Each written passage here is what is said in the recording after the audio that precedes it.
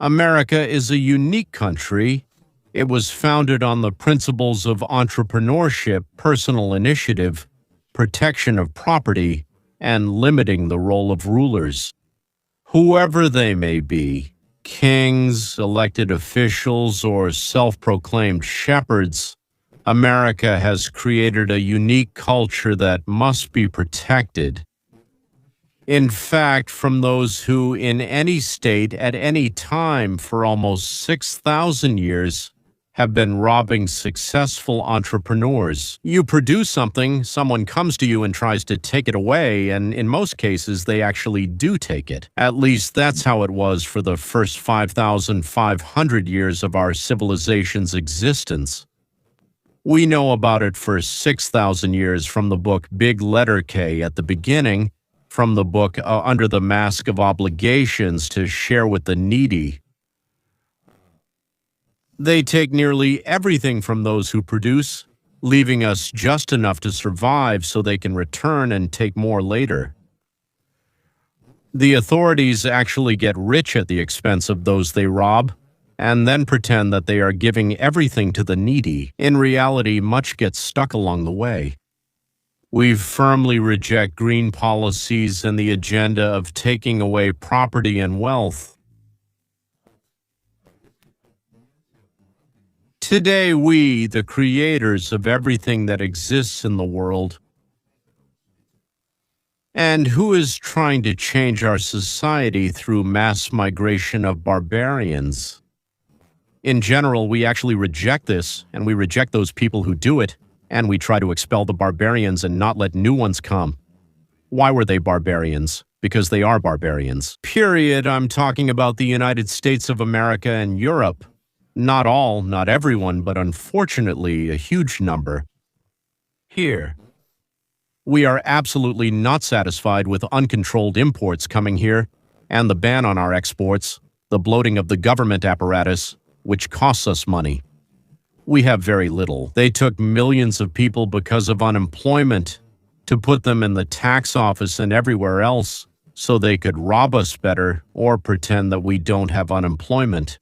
From our point of view, this is a path to losing sovereignty and, in general, a path to social conflicts, because they need more and more. We don't want to lose things, so social conflicts naturally arise. We know that when America grows, the whole world grows, and it's America that sets the pace and conditions for the entire planet in trade, energy, technology, and security. By the way, that too. The United States is the engine of the West, and the West is the engine of the world. At least that's how it's been for the past years. I don't know how many years. 300 probably. Yeah, well, roughly since Newton, something like that. Maybe even 100 years earlier. Anyway, that's not important for our conversation now. So we, the United States of America, are the engine of progress. We created, by the way, morality and philosophy. We went to space, we write symphonies, we build cathedrals, we created the smartphone, the medicine from penicillin.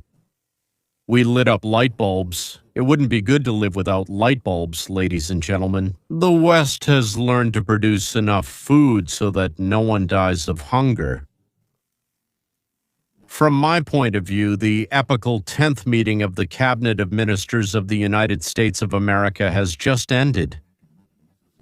Trump 47.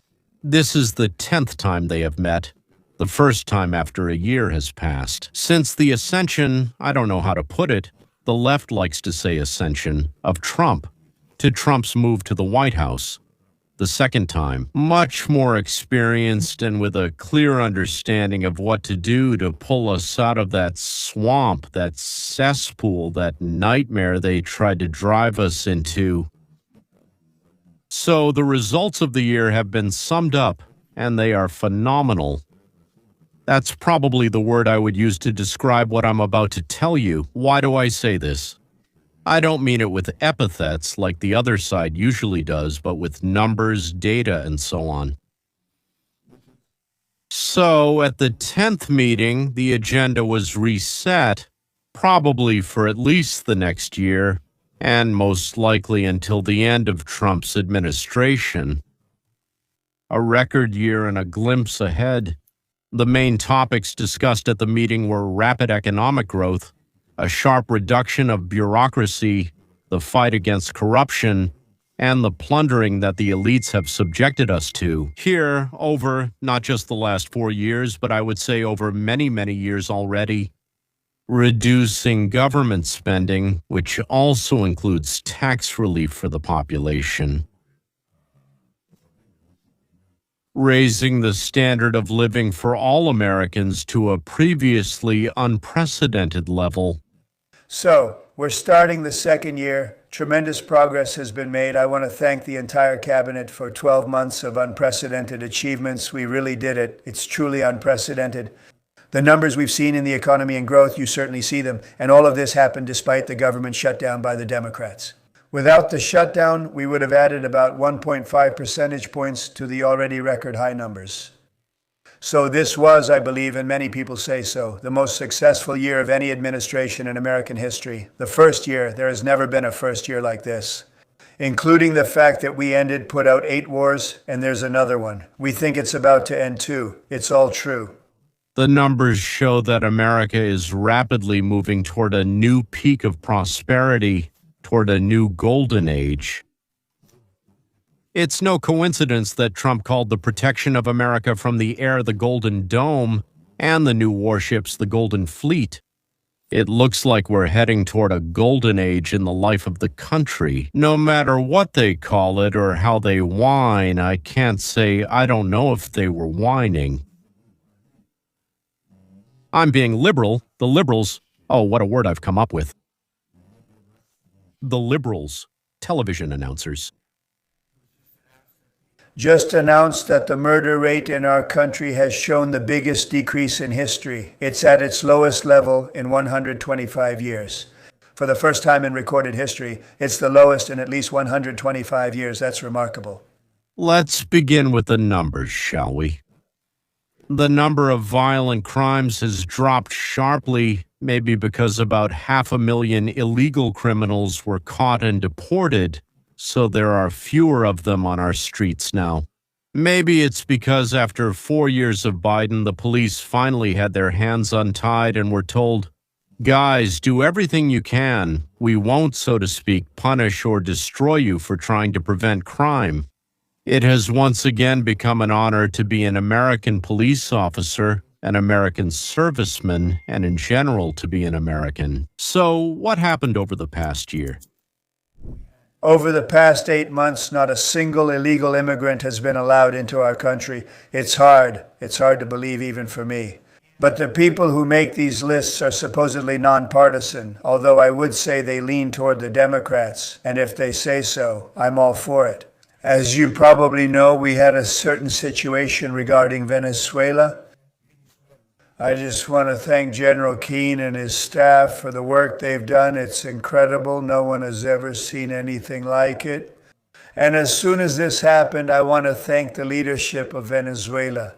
We get along with them very well. The relationship has been very strong, very good. And they informed me that, in their opinion, there is a very good, very reliable security system there. We're working with Chris, Doug, and others involved, including those handling oil demands. Major oil companies are now heading to Venezuela, conducting exploration there and choosing their sites. They will bring great wealth to Venezuela, the United States, and benefit the oil companies as well. Venezuela will make more money for itself than ever before. And as I promised, we defeated Biden's inflation nightmare and achieved explosive new economic growth. The Federal Reserve Bank of Atlanta is projecting a stunning 5.4% gross domestic product growth in the fourth quarter. Even with the Democrat shutdown, that number would have been 7% otherwise. For those who don't understand, since the Obama era, left-wing economists said that industrial growth in a developed country would be about 1 to 1.5% per year.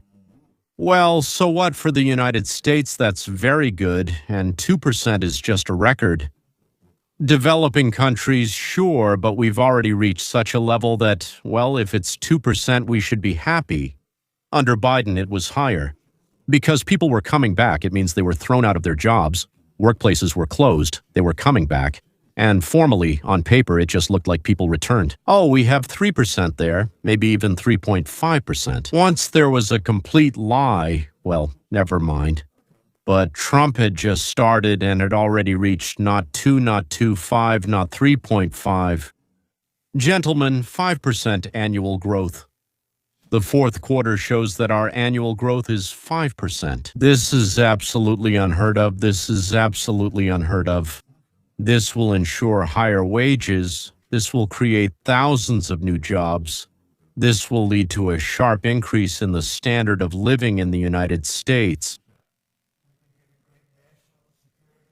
We were provided with high national security thanks to tariffs, and we also received unprecedented revenue from tariffs. Part of this revenue, $12 billion, we gave to the farmers of our country. Yesterday I was in Iowa, and they were very pleased, Madam Secretary. And most importantly, if you think about it, after 4 years when Biden received much less, $1 trillion of investment in our country in fact, it took 11 months, even though we've already had 12 months. In 11 months, we attracted over $18 trillion. So they attracted less than $1 trillion over a period of 4 years, while we attracted $18 trillion in less than 1 year. What kind of money is this? Almost all of the United States' trading partners are investing their money. Subtitles created by Dimatorzok using new technology in the United States. So they will be co-owners. First, we will have the most advanced AI. Second, there's electricity. Third, there are other technologies, which means jobs and income. And secondly, just as important, in the future, will these countries buy these technologies from someone else or from themselves? Because they have become co-owners, they will buy from themselves, not from outsiders. Nothing like that. We did this. $18 trillion are being invested right now. Thousands of new enterprises and factories are being built nationwide with modern equipment and will open soon, showing numbers never seen before. The economy's doing great. It's a pity the press doesn't report it, but people are already finding out. They see it. It's becoming more and more obvious. It's hard to hide. You have manufacturing, and I love car companies, and you have them. They're all coming back. They're coming back from Mexico, from Canada, from Japan, from Germany, from all over Europe. They're building here because they want to avoid tariffs. They don't want to pay 15%, in some cases, a 25% duty. It could have been much higher if this didn't work. That's why they're all coming back. Scott told me a statistic yesterday that for the first time ever, tell them about steel in Japan, that we're now producing more steel. Go ahead, please. So yesterday it was reported that for the first time in 26 years, the United States of America produced more steel than Japan. And that's entirely due to your tariffs. Amen. Today's 10th meeting of Donald Trump's cabinet is not just another meeting at the White House, but a kind of milestone. It's a line under the first year of his return to power, and a bid for a new stage in the history of the United States and the entire West. This is a moment when the administration is not just reporting on the work done, but presenting to the world its own vision of America's future, its economy, and its relationships. This is an event of global significance. In the past year, Trump's team has built a model now openly called a new era of success and prosperity in Washington. They say 365 victories in 365 days. It's a beautiful name, so to speak, but it's not just beautiful, it's true, and that's where its beauty lies. From the economy and energy to foreign policy and security. And the 10th meeting, the cabinet meeting, becomes a platform where these achievements are brought together, and at the same time the next stage is outlined. What will happen next, what course America will take for the years ahead, not just for the next year, but for years to come, The direction has been set. What was said at this meeting is essentially a draft of a new American era, which the world is still stunned by and trying to adapt to. For some, this is an opportunity. For others, probably a threat. But this turn can no longer be ignored. Let's start with the domestic agenda, what Trump and his team call the restoration of America's strength and prosperity. Trump calls his first year back in the White House the year of the breakthrough. Well, the slogan, 365 victories, 365 days, is not just a nice phrase, but the backbone of the political agenda. Every day, the administration demonstrates an action, a decision, or a document that is supposed to serve as proof. America is growing again, earning again, and setting the terms again. The key focus is the economy. The economy. Once again, in case anyone didn't get it, the economy. Trump is betting on growth without triggering inflation, on a combination of deregulation, tax breaks, and strict budget discipline. In public rhetoric, it sounds simple. Less pointless government spending, less bureaucracy, less pressure on business, and at the same time, more incentives to produce, invest, and create jobs. The entire approach to globalization has been upended. If previous administrations tried to fit America into certain common rules of the global economy, the current team proceeds from the exact opposite. It is the United States that sets the rules, and whether others like it or not is a separate issue and, by and large, their problem. Therefore, tariffs target those Washington sees as acting unfairly while also easing conditions for domestic producers. Another issue is migration and the labor market, which in Trump's view is already changing quickly. Tightening migration policy is directly related to increasing costs and security for Americans. The less uncontrolled migration there is, specifically uncontrolled migration, because we are letting in people we need here, and we will definitely continue to do so. The less of it there is, the higher the standing of local workers, and the lower the social tension. In the same vein, the strengthening of the law enforcement system is presented, as well as harsher punishments for serious crimes, and in general, a tougher attitude toward crime. At the same time, there is a cultural and value-based backlash through personnel policies, courts, and legislative initiatives. The administration positions itself as a force that is bringing America back to its traditional roots. In other words, making America great again. Whether it's issues of family, religion, freedom of speech, attitudes toward the country's history, our history, which we want our children to know, this is an important part of the picture. Trump is selling not only an economic breakthrough, but also a cultural reset, an attempt to stop those trends that his supporters call degradation and the self-cancellation of the West, what I called suicide. Now about the plans, about what is being discussed at this 10th meeting, not as a report, but as the next step. Here, the idea of prosperity without inflation comes to the forefront, as well as turning the United States into an undeniable energy and industrial superpower.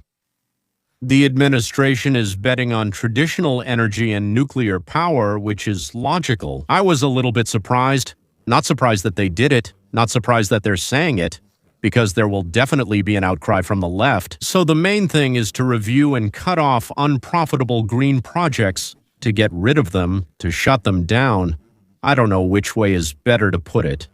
The ones that don't bring real returns but put a burden on the economy and households. They cost us, and instead of doing something useful, we're wasting our time on this nonsense. This energy becomes not only an economic tool but also a geopolitical one. Whoever controls the supply controls the dependent partners. At the same time, further bureaucracy purges are planned. It's not just about reducing the staff, but also about limiting the powers of officials and all those independent agencies. They've created many so-called independent agencies to block the elected government's decisions, which is why they do everything possible to obstruct. We chose the people we wanted so they wouldn't be swayed in a certain direction, but these others, no one elected them. They were appointed by the previous administration. They're preventing us from moving in the direction we voted for. Wonderful. That means we need to expand the space where the White House and the cabinet can pursue their agenda without running into sabotage from within the system. All of this is presented as a step toward a truly sovereign state, where key decisions are made not under pressure from some anonymous structures, these so-called independent organizations, or external centers of influence. And by the way, it's those whom we elected to power, we elected them to power. And for better or worse, it is still accountable to its citizens, or at least tries to address the tasks we set for them. Not always successfully, but it tries to address those tasks. I voted. If this agenda is implemented even halfway, gentlemen, America will enter a decade when key decisions for the West are made not in Brussels commissions, not in the backrooms of globalist forums, not in the calm between Davos, Moscow, and Beijing, but in Washington. At meetings like these, cabinet meetings, open cabinet meetings. And this is a fundamental change in the entire architecture of influence on the globe. I'm not talking about Africa or the Middle East right now, where nobody knows what's going on. I mean the far Middle East, not the near, but the Middle East. Now, foreign policy. It is here at the 10th cabinet meeting that what can be called the new architecture of the world, is being discussed. Under American leadership, not just guidance. These are entirely different. I'm a leader. If you want to follow me, that's your choice. I'm not your boss, not your chairman, or anything like that. I will act in my own interests. Ukraine and Russia, Israel, the Middle East, China, Asia, Europe, allies, well, the rest of the world. Ukraine and Russia, of course, remain one of the main points of tension. Trump and his circle are promoting the idea of a strictly structured plan, stages of a ceasefire, security guarantees, and post-war reconstruction. That would be brilliant for Ukraine, even if it remains diminished, meaning only the western part. Well, all right, again, that's my opinion. I've already expressed it. Many people have a different opinion. We'll respect that too. Well, respect it. That's what they think, of course. My opinion is the right one. That's clear to everyone. This plan fits into the existing international mechanisms, but with a clear emphasis on the leading role of the United States. The problem is that neither Moscow nor Kyiv is ready to fully accept it. Russia does not want to recognize real guarantees for Ukraine, and Ukraine is not ready for serious concessions. And what about Europe? You may ask, and Europe only protects its own interests, nothing else at all. Against this backdrop, the tools of pressure are being discussed. Well, things like sanctions, tariffs, military supplies, various diplomatic moves and initiatives. The idea is simple: to force all sides to move within a corridor that suits Washington. There's this direction, this corridor. We can't force them. We can't, as they say, put a gun to their head and say, go there or we'll shoot. But what we're saying is basically common sense. At the same time, it's a confirmation of American leadership in Israel. In the Middle East, the focus is on an even more ambitious project, from multi-point plans for Gaza to expanding the Abraham Accords, what we call here the Abraham Accords. All these are elements of a larger framework, where the key role is to involve Saudi Arabia, and naturally the Sunnis with it, to establish a new regional security architecture, which will also include Iran, which we hope will soon be liberated. They're not insane, just standard usurpers and tyrants, but under the United States or possibly our protection. You guys can handle it. We'll just stay close friends. The problems are clear. Hamas won't collapse internally. Inside Israel, powerful forces resist major concessions, and the Arab world remains divided. But the administration is acting by creating such supra-regional councils and formats with international participation, essentially securing American control over the post-war arrangement of the region. It's not by accident. We are creating a peace council whose first task, the first of many, is to bring Gaza back to normal, to restore it from a battlefield, to make it a resort or something like that. Regarding China, a whole strategy is being built, centered around economic and technological pressure, tariffs, restrictions on the transfer of sensitive technologies, reorientation of supply chains, and the creation of alternative production centers in friendly countries. So China can't threaten us by saying, "We won't supply you." Formally, everything is presented as a fight for fair trade and the protection of critical infrastructure. But the goal is obvious: to stop China's breakthrough, which we ourselves just created ourselves, and to maintain American leadership in the key industries of the 21st century, from semiconductors to artificial intelligence and defense technologies. Europe. Allies are receiving rather tough signals.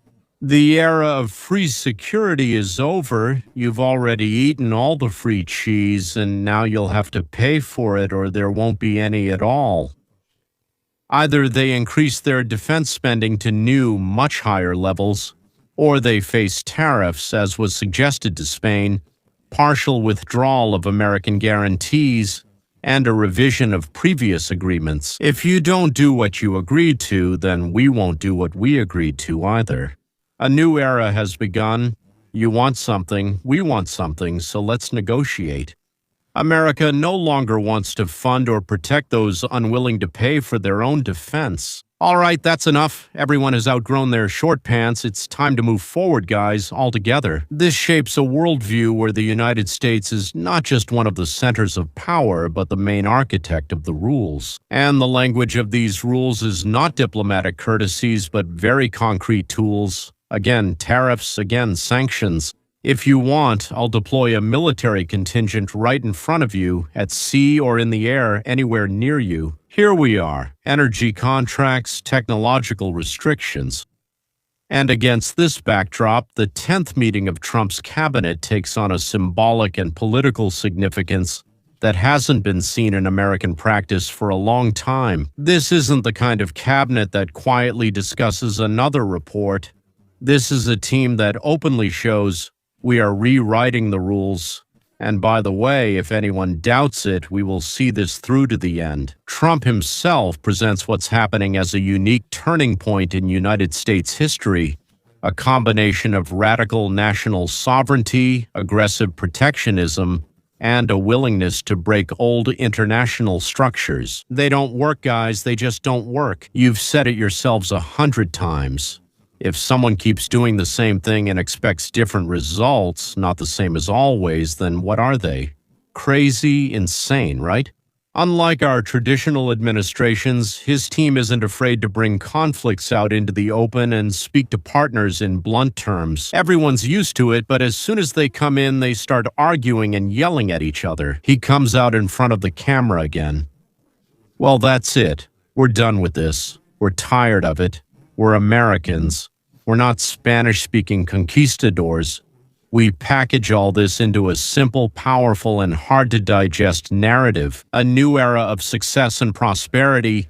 This is just the beginning, and we're going to keep moving forward along the same path. And by the way, from here on out, there will be an even tougher economic policy, an even more assertive foreign policy, and an even more open declaration from America that it is coming back. Not just a participant, but, excuse me, a director on the world stage. Yes, your humble servant is a director, but in theater or in a large-scale show, and here it's a large-scale show for the whole world. The 10th meeting of Trump's cabinet was the moment when the world saw not just another administration, but a team that is seriously determined to rewrite the global rules of the game. For some, as I've said, it's a chance to fit into the new order and earn substantial dividends. For others, it's a threat, challenging everything built over decades. These people are scared. They only know how to steal from others. They don't know how to do anything else. But one thing is already clear. If this course is carried through to the end, 21st century history textbooks will not start with Brexit, the pandemic, or the change of elites in Europe, but with the moment of Donald Trump's return to the White House for a second term, specifically the moment of Trump 47's return to the White House. And it's from these very meetings of his cabinet, which today look like working sessions, but tomorrow will probably turn out to be pivotal moments in the history of our civilization. Well, at the very least of the century, and maybe even more. Who knows? Let's touch on health. We somehow skipped over it, and then we'll move toward wrapping up. We are cutting medicine prices by 80, 90%, depending on how you count the medicines. The demand for gadgets starts at 500, 600, even 800%. It depends on your calculation method. Let's use the old way, but prescription medicine prices will drop by 68 to 90%. They only kept rising for years and years. They only went up. And now we'll basically have the most privileged nation. We will have the best price in the whole world. Whatever the lowest price in the world is, that's what we'll pay. And I don't want to go into details. Only this administration could have achieved this. The cost of prescription drugs is dropping by an amount that no one ever even dreamed of. This will greatly impact the entire healthcare system, since medication is a major part of medical care. And this will help fix some of the damage caused by the Unaffordable Care Act, because the Unaffordable Care Act, which is Obamacare, is simply unsustainable, is too expensive and a disaster. And hopefully we'll pay the money directly to people, give it to insurance companies, it'll go into a medical savings account or something like that. But just imagine, we're paying money, billions and billions, actually trillions of dollars, that go to insurance companies. We want that money to go to people so they can pay for their own treatment. Can you imagine how much Trump is hated by insurance companies and the pharmaceutical industry? No, you just can't imagine it. Those crazy women screaming in the streets probably haven't even reached the level of cold rage and hatred that you can feel in the offices. They are billions. Now they're going to lose billions because of him. They're going to lose billions because of him. Taking from others means losing something of your own. Soon I'll tell you how Maduro sings in his prison cell like a canary, how many heads will roll, how many and whom he's giving up.